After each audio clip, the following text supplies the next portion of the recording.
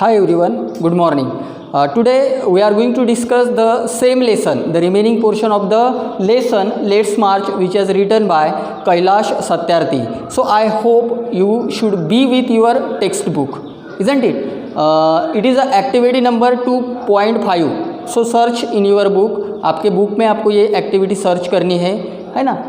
Let's मार्च पिछले period में हमने उनके जीवन काल के बारे में, उन्होंने जो भी एक्सपीरियंस हमसे शेयर किया था, उस एक्सपीरियंस के बारे में हमने डिस्कस किया था कि जब भी मैं किसी बच्चों को स्लेवरी से मुक्त करता हूँ, गुलामी से मुक्त करता हूँ, तब मुझे उनके चेहरे पे जो खुशी, उनके चेहरे की जो हंसी है ना, उनके चेहरे पे जो भी स्माइल होती है, तो वो जो स्माइल है वो मुझे as compare to the god smile, मुझे गॉड के स्माइल से मैं कंपेयर करता हूँ, मुझे ऐसा लगता है कि भगवान के चेहरे पे स्माइल है, उनकी चेहरे की स्माइल वो भगवान की चेहरे की स्माइल है। और वो जो बच्चे स्लेवरी से मुक्त होके जो फ्री महसूस करते हैं, तो मुझे एक मेरे कार्य करने का या मुझे मेरा जो वर्क है against of the child labor I am working, so I get energy with this incident.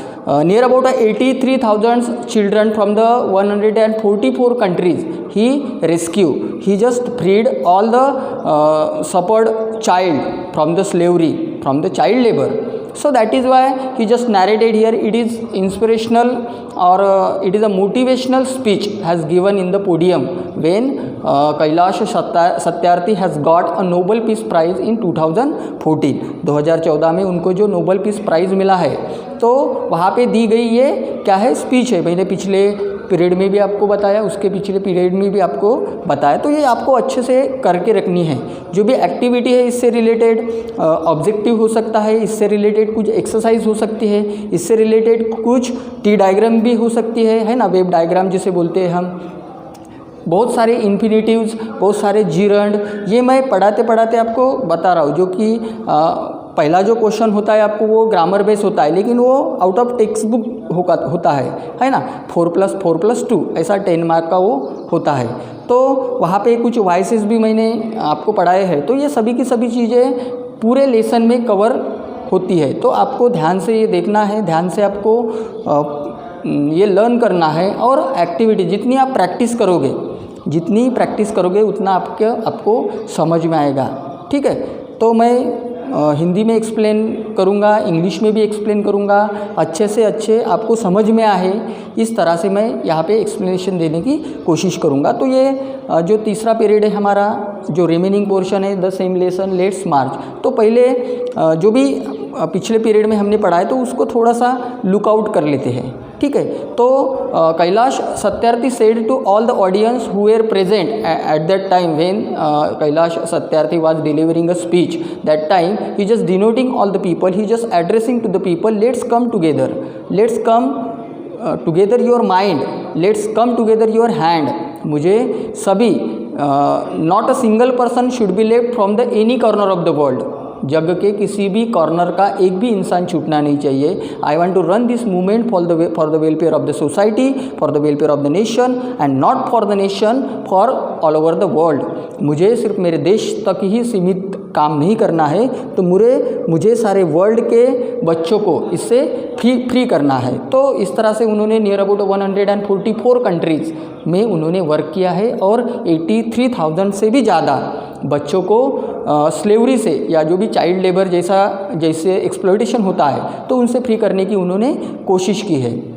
तो पिछले पीरियड में उन्होंने ये बताया, एक एक्सपीरियंस भी उन्होंने शेयर किया जो कि as I told you already.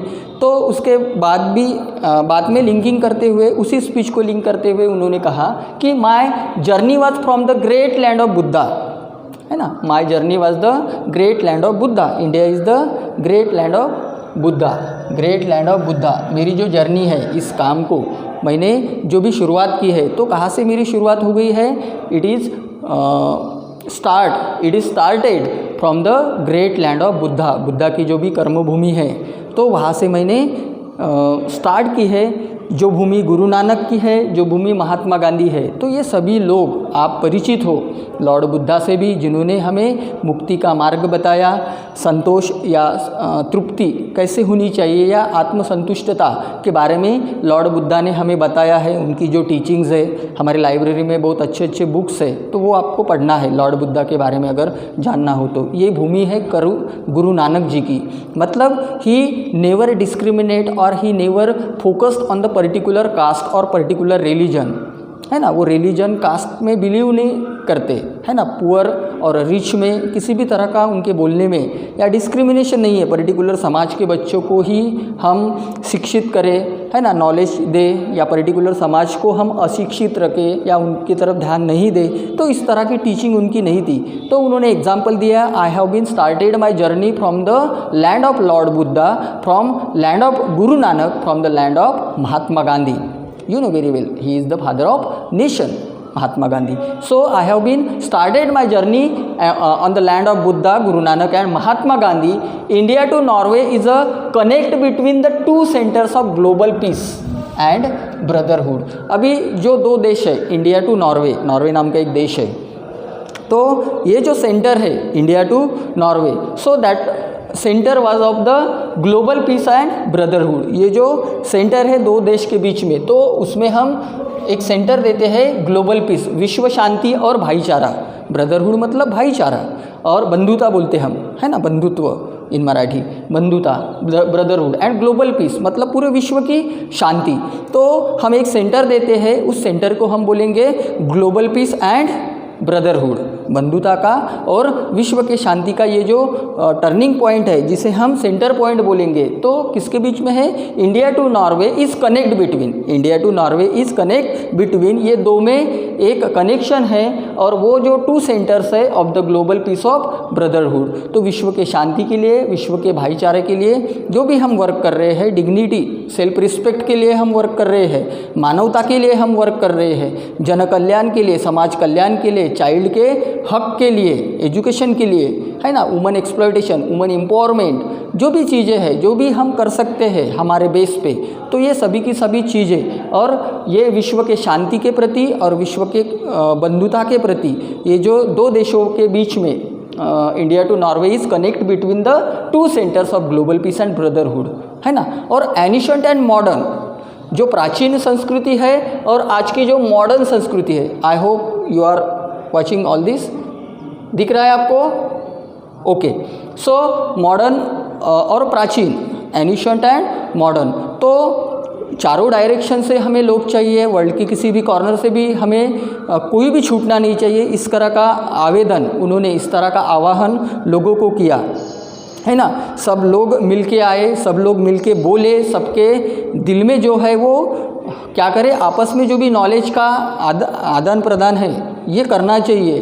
तो उसके बाद में उन्होंने बताया कि मैं जहाँ से मेरी जर्नी स्टार्ट हुई है, Guru Nanak ji as well as Mahatma Gandhi ji and Lord Buddha, तो उस लैंड से मैं बिलोंग करता हूँ, और India to Norway is connect between the two centres of global peace and brotherhood. तो ये जो सेंटर है इंडिया और नॉर्वे के बीच में, जिसे हम क्या मानते हैं, global peace and brotherhood, ancient and modern मतलब प्राचीन काल से, जो बुद्ध के ज़माने में या गुरु नानक के ज़माने में या महात्मा गांधी जी के ज़माने में जो भी चीज़ें, है ना, जो भी चीज़ें होती है, तो वहाँ से उसी का क्या इनहेरिटेज लेके या वारसा लेके हम क्या करेंगे, आगे इसी को बढ़ाएंगे, है ना। जो भी हमारे समाज में, समाज विकास के लिए, ग्लोबल के प्रोग्रेस के लिए, नेशन के प्रोग्रेस के लिए जो जो कुछ करना चाहिए, वो सभी चीज़ें हम करेंगे for the global peace and brotherhood, ancient and modern. चलो यहाँ तक समझ आया, चलो आगे बढ़ते हैं friends,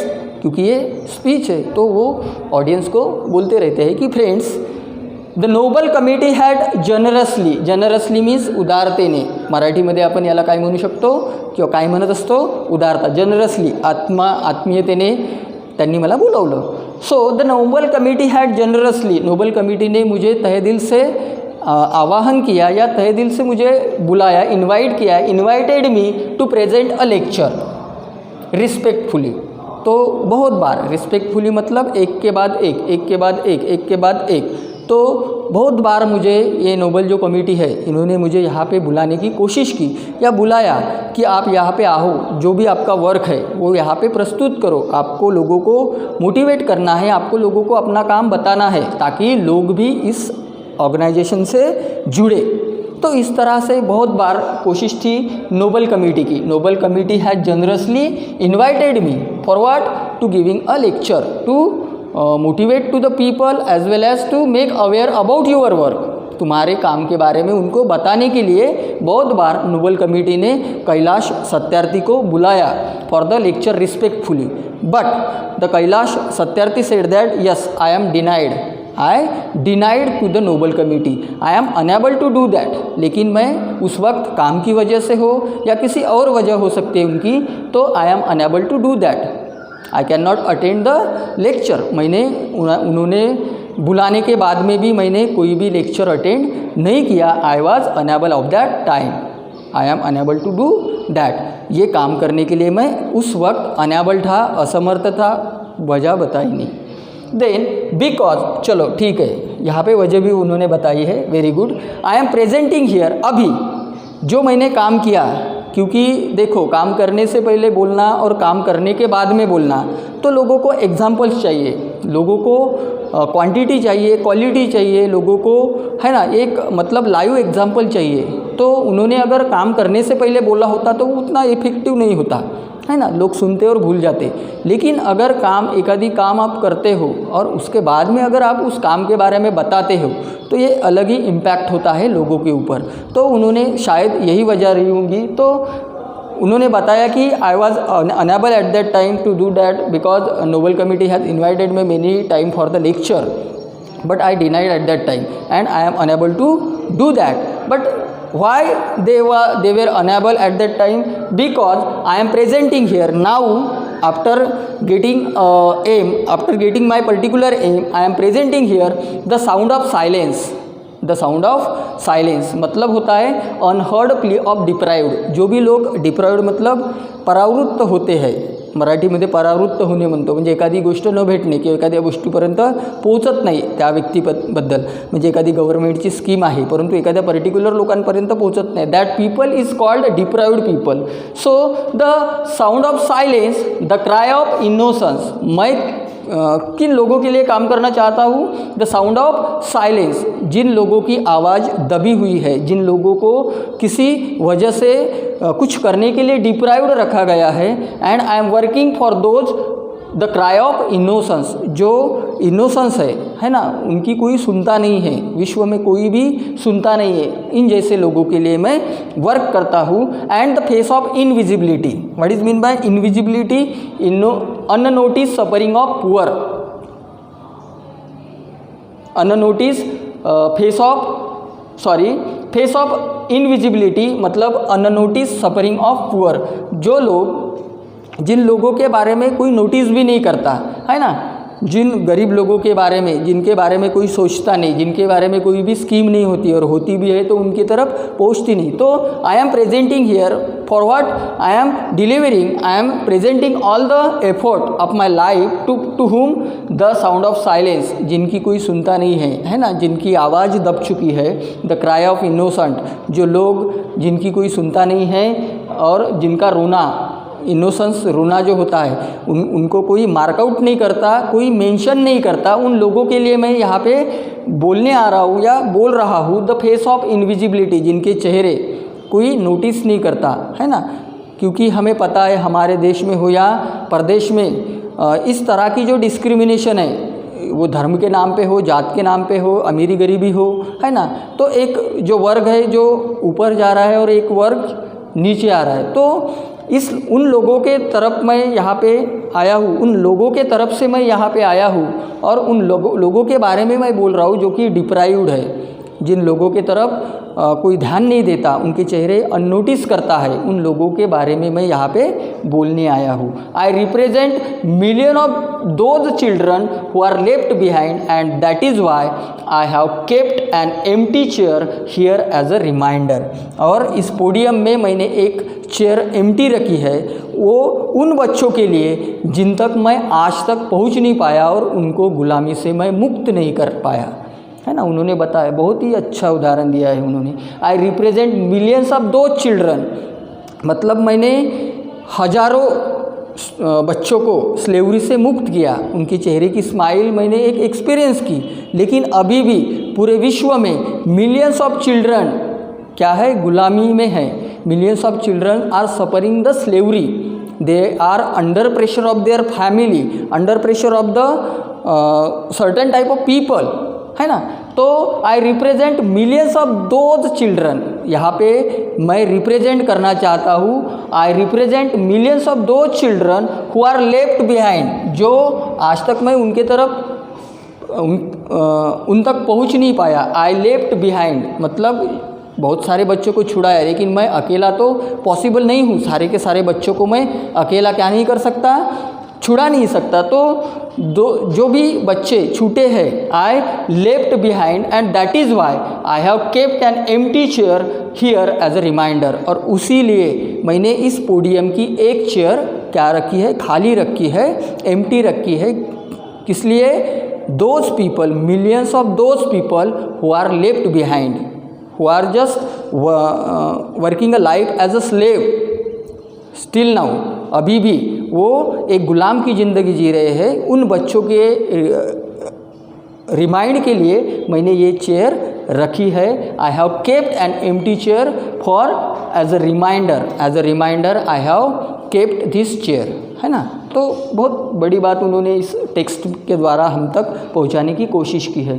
then I have come here only to share the voices and dreams of our children, यहाँ पे मैं आया हूँ, मुझे नोबेल पीस प्राइज़ मिला, एक्सलेंट वर्क था, आउटस्टैंडिंग वर्क था, सभी चीज़ें बराबर है, लेकिन मैं यहाँ पे उन बच्चों की आवाज़ शेयर करना चाहता हूँ।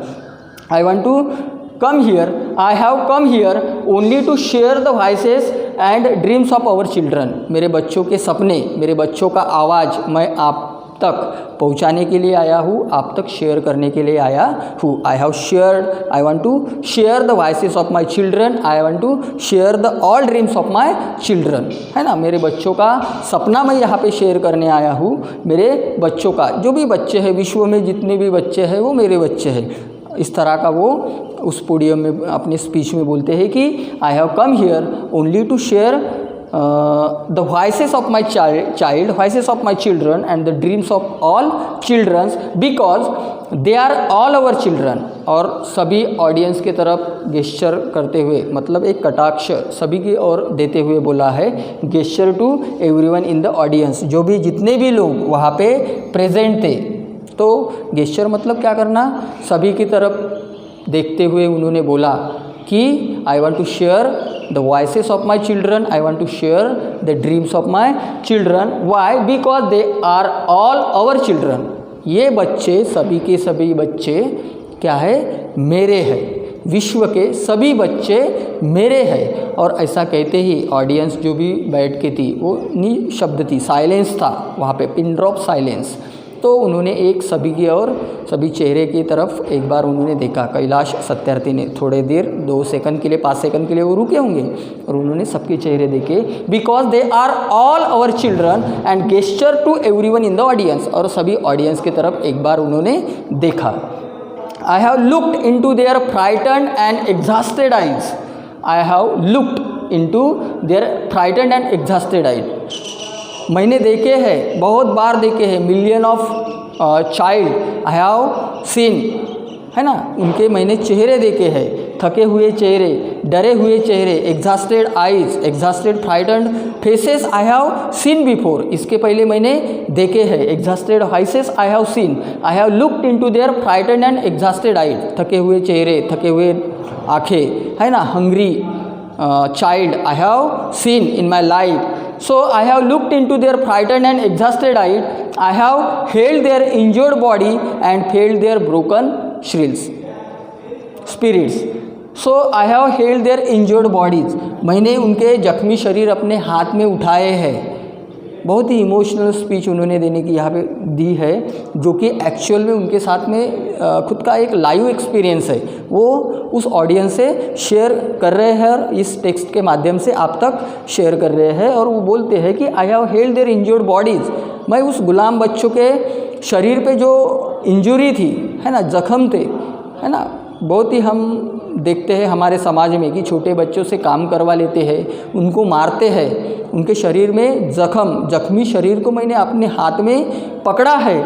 I have held their injured bodies and felt their broken spirit, और उनका जो दिल टूटा है, खेलने कूदने के दिन होते हैं, माँ बाप नहीं होते किसी के, खाने तक को मिलता नहीं, कपड़े नहीं होते, है ना, वो दूसरे बच्चों के तरफ देख के वो खुद को सेटिस्फाई कर लेते हैं। तो इस तरह के जो ब्रोकन हार्ट के, जो ब्रोकन स्पिरिट के जो बच्चे हैं, वो मैंने खुद संभाले हैं, खुद देखे हैं, गुलामी से उनको मुक्त किया है। So I have held their injured body, जो बच्चे मैंने छुड़ाए हैं, गुलामी से मुक्त किए हैं, लेबर से मुक्त किए हैं, हार्डवर्क से मुक्त किए हैं। उन सभी बच्चों को जब भी मैं पकड़ता हूँ, जब मैं फ्री करता हूँ, तो उनके शरीर को देख के मेरे अंतरात्मा को बहुत बुरा लगता है। उस चीज़ से मैं बहुत ही डिप्रेस हो जाता हूँ, बहुत ही मेरे को डिससेटिस्फैक्शन होता है ना। तो वो इमोशनली इस एक्सपीरियंस को ऑडियंस को शेयर करते हैं, है ना। तो इस पैराग्राफ में हमने देखे हैं कि my journey has been started from the land of Buddha, Guru Nanak as well as the Mahatma Gandhi, India to Norway. It was the centre of the global peace and brotherhood. It was the centre of the global peace and brotherhood, ancient and modern, मतलब प्राचीन और आधुनिक दोनों तरफ का एक centre है India to Norway for the brotherhood and the global peace and brotherhood. Then the Nobel Committee has asked me many times to deliver a speech, but I denied at that time. I was unable at that time. I am unable to do that, he said. And then he said that yes, I have done my work for the sake of nation, for the sake of child who were suffering by slavery. When I rescue them, so now I am able to speak out in front of you. अभी कुछ काम करने के बाद में मैं बोलने के लिए एबल हूँ आपके सामने। तो आई एम प्रेजेंटिंग हियर, मैं किस चीज़ को यहाँ पे प्रेजेंट कर रहा हूँ? आई am presenting here the sound of silence. मैं आपके सामने जो निशब्द बच्चे हैं, जो बोल नहीं सकते, एक्सप्लॉइट हो रहे, वो बोल नहीं सकते क्योंकि उनको माँ बाप होते नहीं हैं, बोले भी तो सुनने वाला है नहीं। तो इस तरह के बच्चों को मैं यहाँ पे एड्रेस कर रहा हूँ। I am just denoting the sound of silence, the cry of innocence, जिनकी चीख या जिनका आवाज़, जिनका रोना कोई नोटिस नहीं करता, उन बच्चों का प्रतिनिधित्व रिप्रेजेंट करने आया हूँ। The cry of innocence and the face of invisibility, है ना, अननोटिस सफरिंग ऑफ पुअर, जिन लोगों के बारे में लोग बोलते तो नहीं, अननोटिस कर देते हैं, उनके तरफ देखते तक नहीं, उनकी क्या परेशानी है। तो उन लोगों का प्रतिनिधित्व करते हुए मैं आपके सामने उनके बारे में बताने जा रहा हूँ। तो वो अपने स्पीच में बोलते हैं, I represents millions of those children here as a reminder. I have kept an empty chair here as a reminder. तो वहाँ पे उस पोडियम में एक चेयर वो रखते हैं जो कि एम्प्टी होती है, तो उस चेयर को एज ए रिमाइंडर रखते हैं उन बच्चों के लिए जिनको मैं छुड़ा नहीं पाया। Million of those children I have left behind, मतलब इसका मतलब होता है कि मैंने अब तक उनको छुड़ाया नहीं, उन तक मैं पहुंच नहीं पाया। तो उन बच्चों को एज ए रिमाइंडर अपने मन में, क्योंकि उनको भी मुझे छुड़ाना है, तो as a reminder I have make empty chair in this podium as a reminder. So I have come here only to share the voices and the dreams of children. मैं बच्चों के यहाँ पे आवाज़ और उनके ड्रीम्स शेयर करने आया हूँ, है ना, क्योंकि जो डरे हुए चेहरे हैं, जो एग्जॉस्टेड आइज़ है, वो मैंने खुद देखे हैं, उनकी इंजर्ड बॉडी है, मैंने हाथ में पकड़ने के बाद में उनके जो जख्म है वो मैंने देखे हैं, उनका जो ब्रोकन स्पिरिट है, जो दिल टूटा है किसी वजह से, वो सभी चीज़ें मैंने खुद एक्सपीरियंस की है। जब छूटने के बाद में उनके चेहरों पे जो भी स्माइल होती है, तो वो स्माइल देख के मुझे जो सेटिस्फेक्शन और एनर्जी मिलती है, तो वो सेम सेटिस्फेक्शन और एनर्जी मैं आगे जाके और बच्चों को छुड़ाऊँ, इस तरह का स्पिरिट मुझे वहाँ से मिलता है, उस तरह का कॉन्फिडेंस मुझे मिलता है। तो इस पीरियड में हमने यहाँ तक पढ़ा है, इससे रिलेवेंट जो भी एक्टिविटी है तुम्हारे टेक्स्ट बुक में या वर्कबुक में दी है ना। अभी ये जो लेसन है कैलाश सत्यार्थी का, बहुत ही इंपॉर्टेंट लेसन है for the examination point of view. तो आपको अच्छे से ये सुन के अंडरस्टैंड करना है, और जो भी एक्टिविटी दी है वो आपको प्रैक्टिस करनी है। Without practice you can not, क्या बोलते हैं हम, एग्ज़ाम को फेस नहीं कर पाएंगे, है ना। You can not face to the exam without practice, because practice makes a man perfect. Practice अगर करोगे तो ही आप अच्छे से इस लेसन को न्याय दे पाओगे। है ना।